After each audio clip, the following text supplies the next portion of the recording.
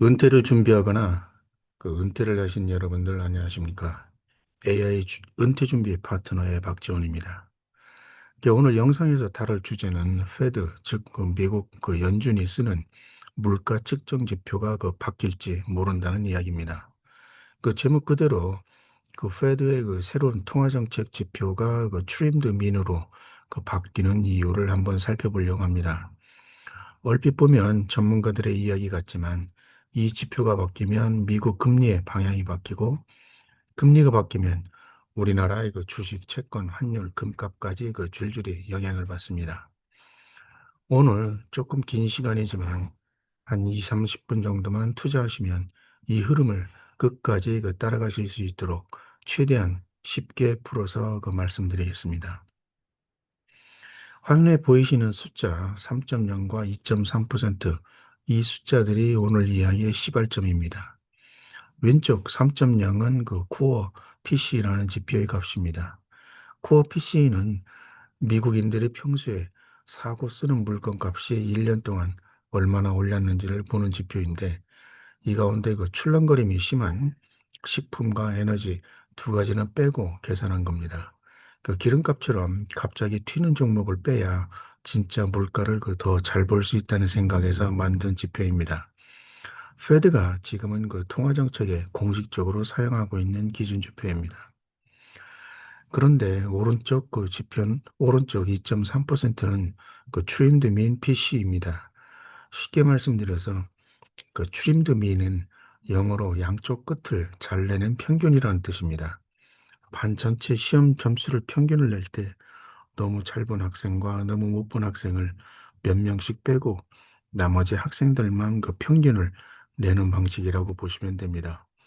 이상치 다시 말씀드려서 튀는 값에 영향을 줄이기 위한 방법입니다. 두 지표 모두 같은 날 같은 페데이 자료에서 나온 수치입니다. 그렇지만 이렇게 0.7%나 차이가 납니다. 이 차이가 오늘 여러분들께 말씀드릴 핵심 내용입니다. 여러분들이 페드 의장이라면 어느 숫자를 보고 금리를 결정하시겠습니까? 오늘 영상을 끝까지 보시면 다음 세 가지를 얻어가실 수 있습니다. 첫째, 절사 평균 인플레이션, 트림드 민 인플레이션이 무엇인지 알게 됩니다. 댈러스 연준이 매달 내놓는 지표입니다. 둘째, 중위 인플레이션, 미디언 인플레이션이 무엇인지 알게 됩니다. 클리블랜드 연준이 내놓은 지표입니다. 댈러스 연준과 클리블랜드 연준은 미국 중앙은행인 페드의 지역 분점이라고 보시면 됩니다. 미국은 땅이 넓어서 지역별로 12개 연방준비은행이 있고, 이 가운데 댈러스와 클리블랜드 지점이 물가 연구로 유명합니다. 세 번째는 이 네 가지 물가 지표를 한 자리에 놓고 비교해 보면서 왜 어떤 지표는 수렴하고 어떤 지표는 벌어지는지 그 의미를 읽어낼 수 있게 됩니다. 자, 그럼 본격적으로 시작해 보겠습니다. 2026년 4월 21일에 발생한 일입니다. 미국 상원에서 페드의 새 의장이 될 사람을 청문회에 불렀습니다. 그 사람의 이름이 케빈 워시입니다. 워시는 청문회에서 이런 말을 했습니다. 인플레이션을 판단하는 데 사용되는 데이터는 상당히 불완전하다. 짧지만 매우 무거운 말입니다. 지금 페드가 공식 기준으로 쓰는 코어 CPC가 불완전하다는 뜻입니다. 즉, 제대로 된 측정 도구가 아니라고 비판한 겁니다. 그리고 워시가 내놓은 대안이 바로 오늘 우리가 공부할 트림드 민과 미디언입니다. 그럼 이 한 문장이 왜 중요할까요? 세 가지 의미가 있습니다. 첫 번째, 현재 지표를 대놓고 비판했다는 겁니다. 코어 PC를 흔드는 발언은 페드의 공식 입장 자체를 뒤흔드는 이야기입니다. 둘째, 대안을 제시했습니다. 틀렸다고만 하지 말고 이 지표로 바꾸자라고 구체적으로 말했습니다. 그리고 가장 중요한 것, 지표를 바꾼다는 건 곧 통화정책을 바꾼다는 내용입니다. 어떤 자료 재느냐에 따라서 결론이 달라지기 때문입니다. 이 발언에 대해서 파이낸셜 타임즈가 반박 기사를 냈습니다. 파이낸셜 타임즈의 주장은 이렇습니다. 페드는 이미 그 트림드민과 미디언민을 보고 있다. 그리고 모든 지표가 지금 2.6에서 2.7% 사이로 수렴하고 있기 때문에 워시의 주장은 실증적 근거가 약하다라는 겁니다. 다시 말씀드려서 여기서 수렴이라는 말은 그 여러 값들이 한 점으로 모여 비슷해진다는 뜻입니다. 예를 들어서 수학 시험을 네 가지 방식으로 채점을 했는데 모두 80점 근처가 나오면 점수가 수렴했다라고 표현할 수 있습니다. 얼핏 들으면 그 파이낸셜 타임즈 말이 맞는 것처럼 들립니다. 하지만 원천 데이터를 실제로 들여다보면 이야기가 달라집니다. 결론부터 말씀드리면 파이낸셜 타임즈의 수렴 이야기는 절반만 맞습니다. CPI 쪽 지표들은 정말로 2.6, 2.7%로 수렴하고 있기 때문입니다. 그런데 페드가 공식 기준으로 삼는 그 PC 쪽에서는 코어 PC 3.0%와 추림되민 PC 2.3%가 무려 0.7%나 벌어지고 있습니다. 이 절반의 진실을 그 다음에서 파헤쳐 보기로 하겠습니다. 본격적인 내용에 들어가기 전에 기초 용어를 그 정리하고 넘어가겠습니다. 미국에는 물가를 재는 두 개의 대표 지표가 있습니다. 하나는 CPI가 있고요. 하나는 PC가 있습니다. CPI는 Consumer Price Index, 즉 소비자 물가 지수입니다. 이것은 그 미국 노동통계국이 만드는데요. 사람들이 그 장바구니에 담는 물건값이 얼마나 올랐는지 조사를 해서 평균을 낸 값이라고 보시면 됩니다. 우리가 뉴스에서 미국 물가 3% 올랐다라고 할 때 대부분 이 CPI 이야기입니다. PC는 Personal Consumption Expenditures의 약자입니다. 개인 소비 지출을 물가 지수를 의미합니다. 그 PC는 미국 경제분석국에서 만듭니다. CPI와 비슷하지만 범위가 더 넓습니다. 예를 들어 병원비를 환자 본인이 낸 돈만 보는 게 아니라 보험회사가 대신 내준 돈까지 포함해서 계산합니다. 그래서 페드는 PC를 더 좋아하고 지금 공식 기준으로 쓰고 있는 겁니다. CPI든 PC든 원리는 같습니다. 수백 개 품목의 가격 변동률을 평균을 내기 때문에 그렇습니다. 그런데 이제 바로 이 지점에서 문제가 생깁니다. 예를 들어서 최근처럼 중동에서 전쟁이 터져서 기름값이 30% 급등했다고 한번 얘기해 보죠. 에너지가 전체 바구니에서 장바구니에서 7% 정도 차지한다면 기름값 하나만으로 전체 물가가 2% 이상 튀어오르게 됩니다. 그런데 이런 급등이 페드가 대응해야 할 진짜 물가 상승일까요? 아니겠죠. 한번 튀고 지나가는 그 일회성 충격일 뿐입니다. 그렇다면 이 노이즈를 어떻게 걸러낼까요?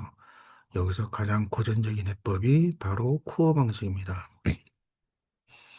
출렁거림이 큰 식품과 에너지를 아예 빼버리는 겁니다. 이것이 그 코어 CPI, 코어 PC라는 지표의 정체입니다. 하지만 코어 방식에도 세 가지 한계가 있습니다.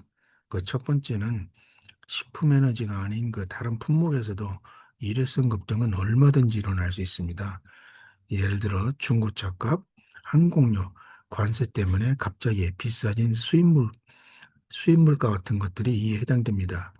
두 번째로 그 식품 에너지 중에서도 구조적으로 계속 오르는 품목이 있을 수 있습니다. 이걸 통째로 빼버리면 정작 중요한 정보를 놓칩니다. 셋째, 매달 같은 품목을 기계적으로 빼는 건 너무 거친 방법입니다. 이것을 그 영어로는 blunt instrument라고 하는데요. 그러니까 무딘 도구라고 표현을 합니다. 월별로 어떤 품목이 튀는지는 다른데 항상 같은 두 개의 그 카테고리만 빼는 셈이기 때문에 그렇습니다. 이 한계를 넘어서려고 등장한 게 바로 트림드 민과 미디언입니다.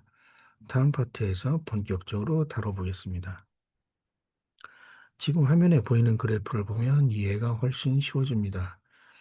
가로축은 품목별 가격 변동률입니다. 그 세로축은 이런 변동률을 모인 품목의 개수입니다. 그런데 대부분의 품목은 0에서 0.5% 사이에서 움직입니다. 평범한 물가 변화죠. 그런데 왼쪽 끝과 오른쪽 끝을 보시면 가격이 크게 그 떨어진 것과 크게 그 오른 이런 그 품목들이 보입니다. 이게 바로 극단값, 영어로는 그 아웃라이어라고 부르는 것들입니다. 여기에서 이 파란색 선이 보이시나요? 이 파란색 선은 그 모든 품목을 그냥 평균 낸 겁니다. 오른쪽으로 좀 많이 치우쳐져 있죠. 극단적으로 오른 품목들이 평균을 위로 끌어올린 겁니다. 이 파란색 선은 그 아, 빨간색 선이 그렇습니다. 제가 말씀을 잘못 드렸습니다. 빨간색 선이 그냥 그 모든 품목을 그냥 평균 낸 거고요. 이 파란색 선은 미디언 값입니다. 즉 중위 값인데요. 품목들을 그 한 줄로 세웠을 때 정확히 한가운데 있는 품목의 값입니다. 양쪽 끝 극단값의 영향을 완전히 받지 않습니다. 그리고 초록색 선은 그 트렌드 밀입니다. 양쪽 끝을 잘라내고 남은 품목들로 평균을 낸 값입니다. 빨간 선보다 덜 흔들리고 파란 선보다는 더 많은 정보를 활용하는 중간점 되는 그런 방식입니다. 이 세 가지 선이 얼마나 다른지 알 수 있겠죠. 같은 데이터를 가지고도 측정 방식에 따라서 결과가 이렇게 달라집니다. 이것이 오늘 이야기의 핵심 원리입니다. 이제 트림드 민 PC가 구체적으로 어떻게 만들어지는지 살펴보겠습니다. 산출 방식은 아주 간단합니다. 세 단계입니다. 첫 번째는 그 매달 수백 개의 품목의 상승률을 중에서 가장 많이 내린 것부터 오른 것까지 그 줄을 세웁니다. 그리고 난 다음에 양 끝에서 일정 비중을 그 절살합니다. 이것을 그 추림이라고 부르는 그런 동작입니다. 그리고 남은 품목들을 그 가중평균합니다. 여기서 가중평균이라는 것은 중요도에 따라서 가중치를 두고 평균을 내는 겁니다. 예를 들어서 가족이 한 달 지출해서 집세가 40%, 음식이 30%, 옷이 5%를 차지한다면 물가를 계산할 때도 집세 상승률의 40%, 음식료 상승률의 30%, 옷에 5%의 가중치를 둬서 평균을 냅니다. 단순히 모든 품목을 동일하게 취급하지 않는다는 뜻입니다. 여기서 아주 중요한 포인트가 있는데요. 밸런스 연준의 그 절사 비율은 그 고정이 아닙니다.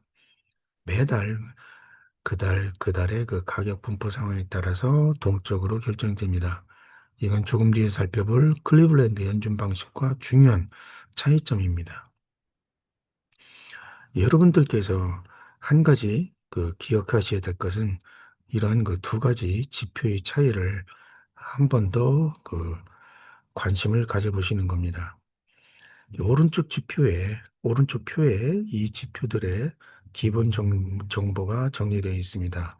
만든 것은 댈러스 연준이고요. 주 담당자는 짐 돌마스 박사입니다.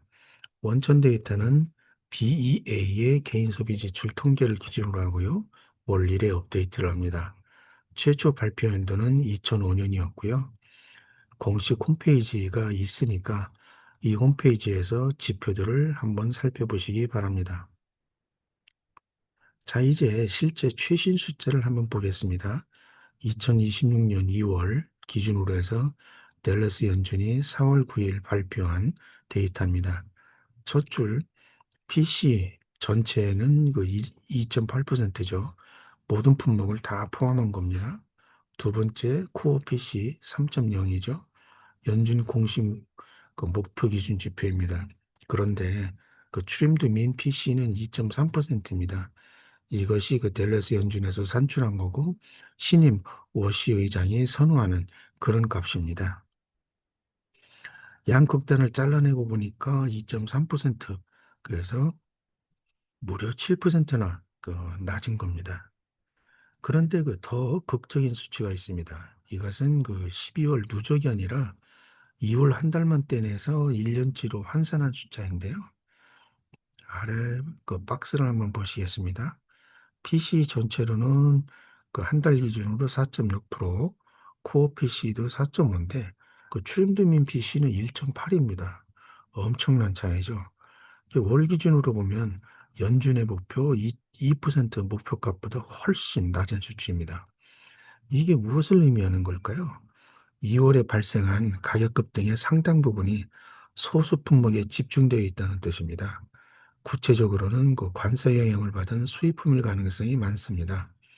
이것은 이미 연준에서 발표한 관세로 인한 그 소비자 물가 상승률 데이터에서도 나옵니다. 0.8% 영향을 미쳤다는 겁니다. 그래서 실질적으로 1.8에다가 0.8을 더하면은 2.6%가 되니까 PC 전체와 거의 비슷한 겁니다. 그래서 결국은 관세 효과가 있음을 증명하는 것이죠. 그래서 오 씨가 왜 이 지표를 좋아하는지 이제 조금 감이 오시죠? 이제 이야기는 다음 장에서 더 자세히 다뤄보겠습니다. 화면에 시계열 그래프를 보시면 흐름이 한눈에 들어옵니다. 최근 6개월 동안 세 지표가 어떻게 움직였는지를 볼 수 있습니다. 회색 선이 PC 전체고요. 빨간색 선이 그 코어 PC입니다. 그리고 초록색 선이 트림드 민 PC입니다. 그 점선으로 표시된 2.0은 페드가 오랫동안 공식 목표로 삼고 있는 인플레이션 목표치입니다. 보시면 코어 PC는 작년 9월부터 2월까지 2.8에서 3%대까지 오히려 완만하게 상승하는 추세입니다. 2%에서 멀어지고 있다는 이야기죠. 그런데 트렌드 미는 2.7에서 시작을 해서 지금 현재 2.3까지 꾸준히 내려오고 있습니다. 결국은 2% 목표치에 가까워지는 중입니다. 같은 기간, 같은 데이터에서 출발했는데 방향이 정반대입니다. 하나는 올라가고 하나는 내려가고 있습니다. 이것이 바로 지표 선택이 만들어낸 차이입니다.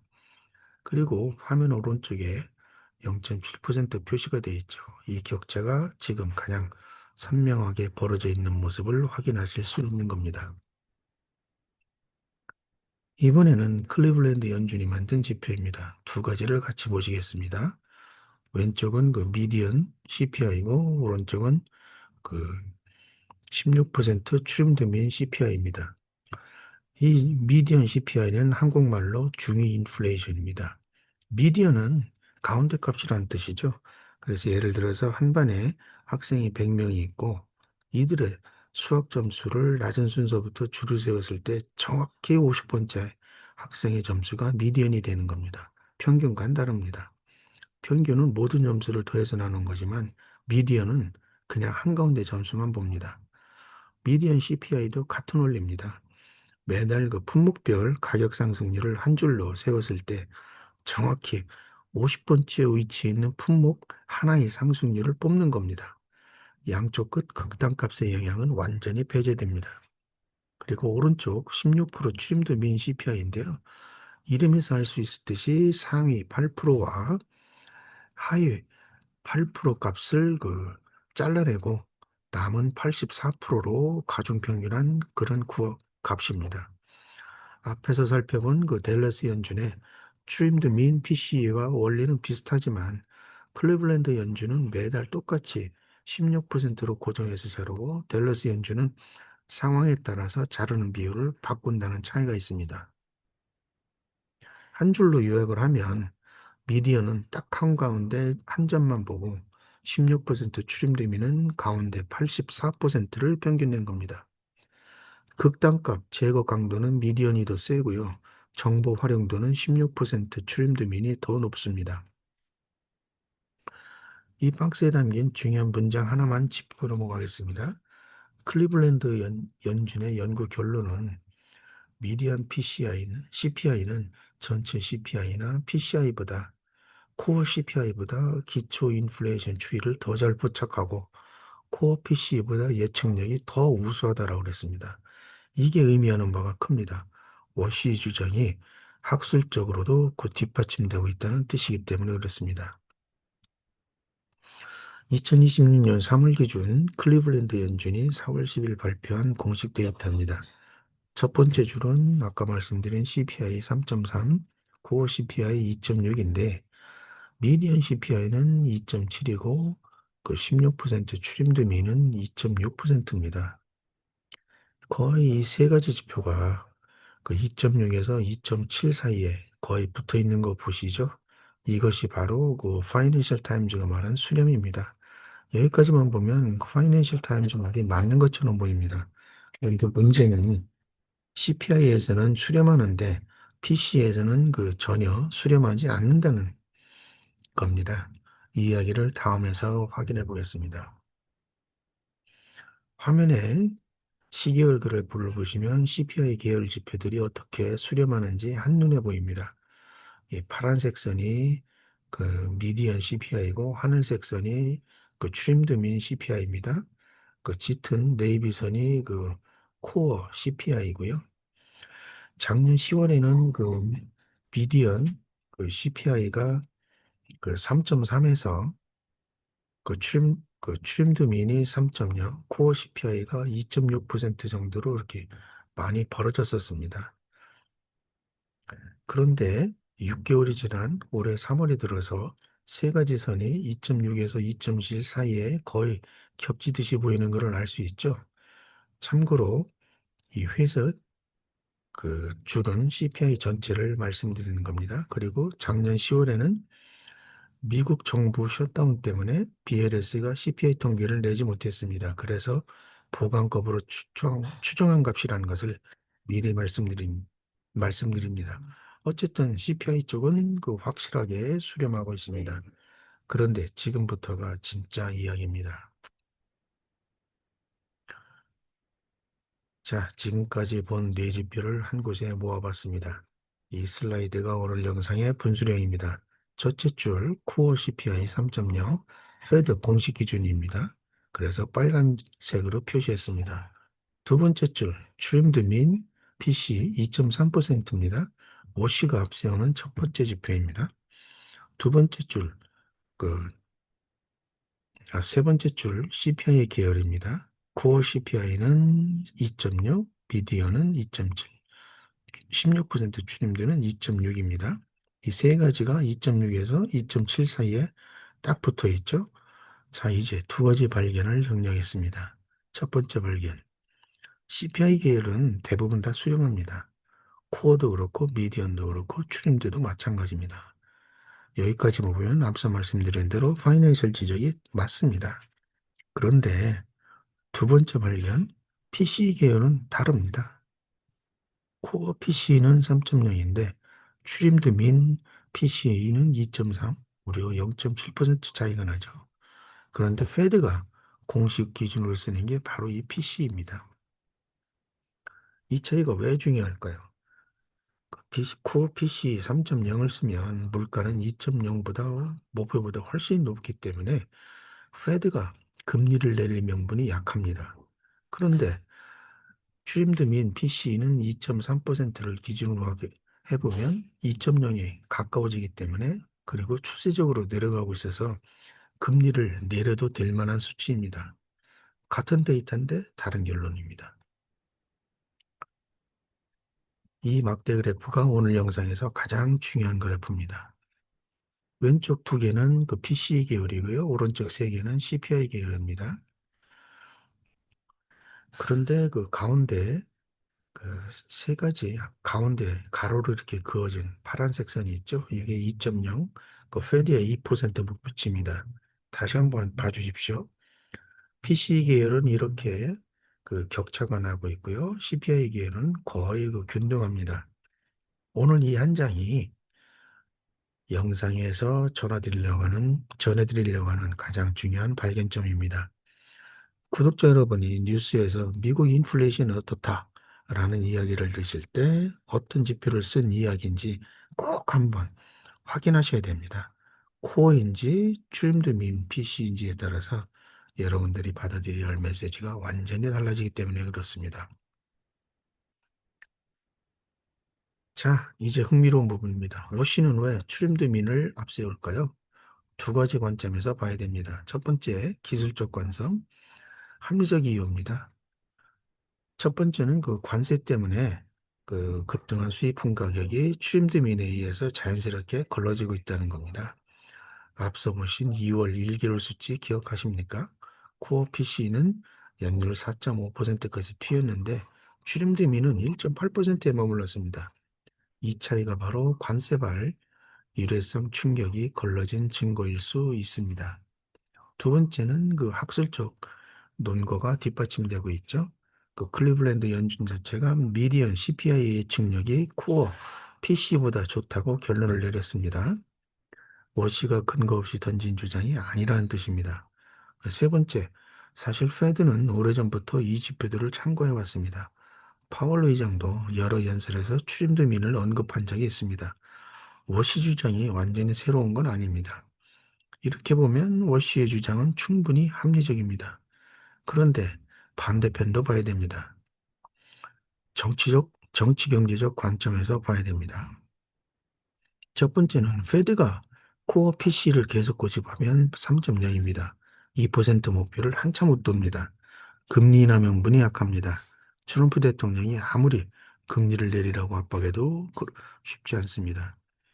그런데 이와는 달리 추임드 민 PC로 기준을 바꾸면 2.3입니다. 2% 목표에 가까워져 있고 추세적으로 내려가고 있어서 금리 인하 정당화가 훨씬 쉬워집니다. 세 번째, 결국 지표 선택은 정책 신호입니다. 어떤 자로 재느냐가 어떤 결론에 도달하느냐고 이어지기 때문에 그렇습니다. 기술적으로도 맞고 정치적으로도 편리하고 워시의 주장이 이중 구조를 갖고 있다는 점을 읽어내는 것. 이것이 오늘 영상의 핵심입니다. 자, 결론적으로 오늘 이야기의 구도는 이렇습니다. 파이낸셜 타임즈도 맞고 워시 의견도 맞습니다. 다만 각자 절반씩 맞았습니다. 표를 보시면 먼저 파이낸셜 측 주장 세 가지 아까 말씀드렸기 때문에 생략을 하였습니다. 그렇지만 워시의 주장 세 가지 그 현재 기준, 공식 기준인 코어 PC는 불완전하고 더 나은 지표가 이미 존재하기 때문에 금리 인하 명분 강화 동기를 회피할 수 있다라는 겁니다. 핵심 메시지 이겁니다. 무엇을 공식 기준으로 삼을 것이냐. 그래서 통화정책 방향이 어떻게 결정이 될 것이냐. 이것이 가장 중요한 핵심입니다. 그래서 그 트럼프 대통령이 공개적으로 그 금리 인하를 내리라고 그 신임 의장에게 강하게 요구를 하고 있지만 신임 의장은 페드 의장으로서 독립성을 유지해야 될 의무가 있습니다. 그렇지만 정치적 요구도 무시할 수 없기 때문에 이를 회피하는 그런 수단으로서 트렌드민을 들고 나오지 않았나 그런 생각을 듭니다. 어쨌든 정책적 방향에 맞춰서 경제정책, 통화정책이 옮겨진다면 기본적으로 금리 인하 가능성은 상당히 높아질 겁니다. 이 부분이 오늘 제가 여러분들께 말씀드릴 핵심 데이터입니다. 핵심 내용입니다. 오늘 영상이 마음에 드셨다면 구독과 좋아요 버튼 부탁드리겠습니다. 오늘도 시청해 주셔서 진심으로 감사드립니다.